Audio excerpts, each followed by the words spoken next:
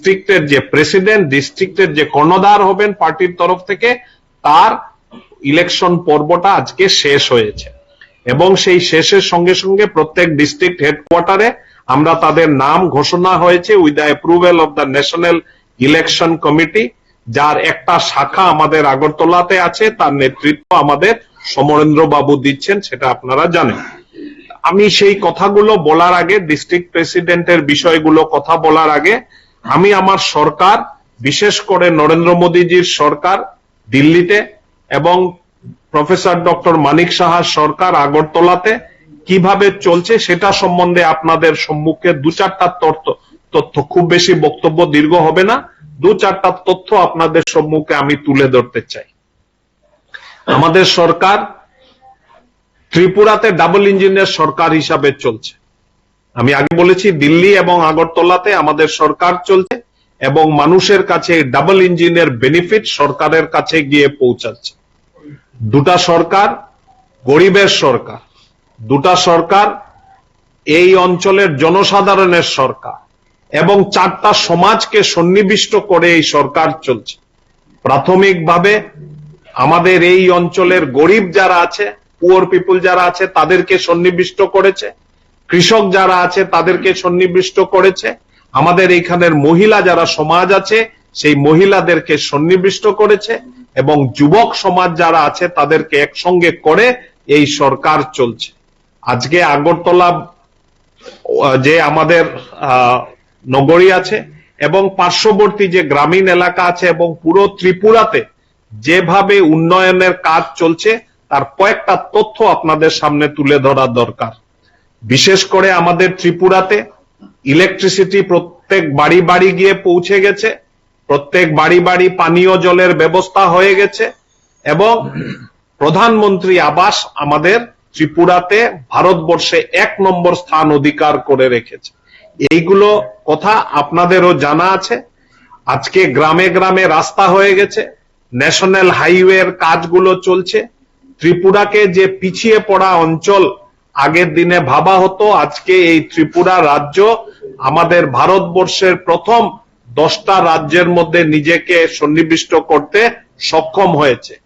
সাংগঠনিকভাবে আমরা গুজরাট, মহারাষ্ট্র, মধ্যপ্রদেশ, উত্তরপ্রদেশ, আসামের কথা বলার সঙ্গে সঙ্গে আমরা সাংগঠনিকভাবে আমরা ত্রিপুরার কথা বলে থাকি এবং আমাদের এই অঞ্চলে আপনারা বিগত কিছুদিন আগে পঞ্চায়েত যে নির্বাচন হয়েছে, এই পঞ্চায়েত নির্বাচনে আমরা খুব ভালো ফল করেছি, এটা আপনারাও দেখেছেন, জেনেছেন এবং এই পঞ্চায়েত নির্বাচনের রেজাল্টের সঙ্গে সঙ্গে আমরা পুরো ভারতবর্ষে একটা মেসেজ গেছে যে ত্রিপুরাবাসী ভারতীয় জনতা পার্টির সঙ্গে আছে। গ্রামে গঞ্জে ভারতীয় জনতা পার্টির কথা, ভারতীয় জনতা পার্টির দর্শন, ভারতীয় জনতা পার্টির কর্মপদ্ধতি গিয়ে পৌঁছাচ্ছে। ভারতবর্ষে যে রাজ্যগুলোর নাম বললাম, প্রতিটি রাজ্য ভারতীয় জনতা পার্টির সরকার চলছে। এই রাজ্যগুলো সব থেকে ভালোভাবে কাজ করছে এবং সেই রাজ্যের যে পারফরমেন্স আছে সেই পারফরমেন্স আজকের দিনে ভারতবর্ষের 30টা রাজ্যের মধ্যে সব থেকে প্রথম আছে। আমি আবার রিপিট করছি, গুজরাট, মধ্যপ্রদেশ, মহারাষ্ট্র, উত্তরপ্রদেশ, আসামের সঙ্গে সঙ্গে আজকে ত্রিপুরারও নাম নেওয়া হচ্ছে এই কারণে, কারণ এই কয়েকটা রাজ্যে ভারতীয় জনতা পার্টির সরকার চলছে। ভারতীয় জনতা পার্টির সরকারের যে স্বাদ যদি মানুষ একবার পায় তাহলে আমরা দেখতে পাই মানুষ ভারতীয় জনতা পার্টির সরকারকে বারবার ক্ষমতায় নিয়ে আসছে এবং এক একটা প্রদেশে প্রায় 25 বছর 30 বছর থেকে সরকার চলছে। আমি আশা করি যে ত্রিপুরাবাসী আমার এই কথার ধ্যান দেবেন, এই কথাগুলোকে উপলব্ধি করবেন এবং ত্রিপুরাকে ঠিক সেইভাবে আজকে গুজরাট, উত্তরপ্রদেশ যেভাবে সুন্দরভাবে সাজছে, ঠিক সেইভাবে আগামী দিনে ত্রিপুরাকেও আমরা ভারতীয় জনতা পার্টির নেতৃত্বে আমরা সেই জায়গায় নিয়ে যেতে পারবো। একটা কথা বলে আমি সংগঠনের কথায় আসব।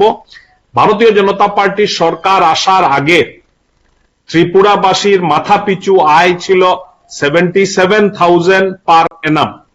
আজকের দিনে ভারতীয় জনতা পার্টির সরকার চলার পরে এটা গিয়ে পৌঁছেছে 1,79,000 টাকা মাথাপিছু আয়। তার মানে ত্রিপুরার যে অর্থনীতি আছে, ত্রিপুরার অর্থনীতি বিগত প্রায় 6.5 বছর 7 বছরে একটা ভালো জায়গায়, ভালো অবস্থানে গিয়ে পৌঁছেছে। আমি আশা রাখবো এবং আমি দৃঢ় বিশ্বাস যে ভারতীয় জনতা পার্টির সরকার ত্রিপুরা রাজ্যে প্রফেসর ডক্টর মানিক সাহার অধীনে যে চলছে, সেটা যে সর্বস্তরের জনসাধারণের সাহায্য এবং সহযোগিতা পাবে, আগামী দিনেও পেতে থাকবে, এবং আমরা ত্রিপুরা রাজ্যকে মা ত্রিপুরেশ্বরীর আশীর্বাদে আমরা ভারতবর্ষের 1 নম্বর রাজ্যের দিকে আমরা এগিয়ে যাব।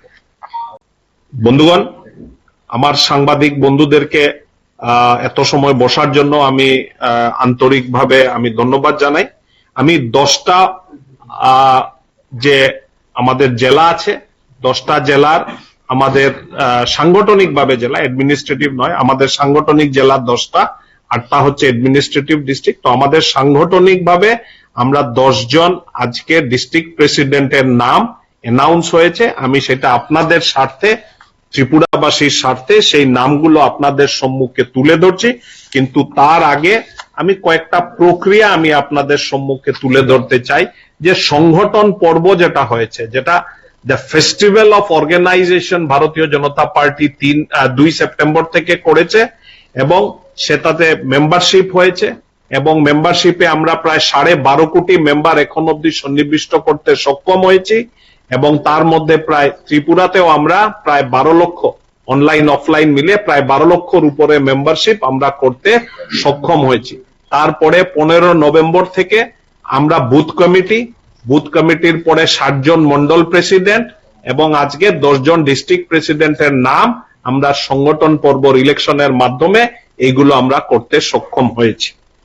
আপনাদের কাছে লামসাম ফিগার হচ্ছে যে আমাদের 10টি ডিস্ট্রিক্টে ডিস্ট্রিক্ট প্রেসিডেন্টের জন্য মনোনয়ন পড়েছিল 74 জন। এই 74 জনের কাজ কালকে পাঠানো হয়েছে এবং সেন্টার থেকে সেগুলা দেখা হয়েছে। তার মধ্যে 37টি অ্যাপ্লিকেশনকে রিজেক্ট করা হয়েছে এবং 37টিকে সেটা অ্যাকসেপ্ট করা হয়েছে। অ্যাকসেপ্ট করার পরের প্রক্রিয়াতে আমরা ডিস্ট্রিক্ট প্রেসিডেন্টের নাম ইলেকশনের মাধ্যমে আমরা আপনাদের সম্মুখে তুলে ধরছি। নর্থ ত্রিপুরা শ্রী কাজল কুমার দাস, উন্নকোটি শ্রী বিমল কর, ধলাই শ্রী পতিরাম ত্রিপুরা, খোয়াই শ্রী বিনয় দেব বর্মা, সদর রুরাল শ্রী গৌরাঙ্গ ভৌমিক, সদর আরবান শ্রী অসীম ভট্টাচার্য, সিপাহীজলা নর্থ শ্রী বিপ্লব চক্রবর্তী, সিপাহীজলা সাউথ শ্রী উত্তম দাস, গোমতীতে শ্রীমতী সবিতা নাগ, সাউথ ত্রিপুরা পিলাক শ্রী দীপায়ন চৌধুরী। এই 10টি নাম ইলেকশনের মাধ্যমে, সংগঠন পর্বের মাধ্যমে আপনাদের সম্মুখে তুলে ধরা হলো। আমি সাংবাদিক বন্ধুদের কাছে রিকোয়েস্ট রাখবো যে আপনাদের কলম এবং আপনাদের ডিজিটাল এবং প্রিন্ট মিডিয়া, আরো যা মিডিয়া আপনারা ব্যবহার করেন, তার মাধ্যমে ত্রিপুরাবাসীর কাছে এই 10টি নাম আপনারা পৌঁছে দেবেন। আপনাদের যদি আপনাদের যদি কোনো প্রশ্ন থাকে, আপনাদের প্রশ্নের উত্তর সংগঠন পর্ব নিয়ে যদি প্রশ্ন থাকে, সেই প্রশ্নের উত্তর আমি দিতে পারবো। আপনাদের একজন একজন করে কয়েকটা প্রশ্ন যদি আপনারা মনে করেন করবেন, আপনারা করতে পারেন। এর মধ্যে কতজন নতুন আছে?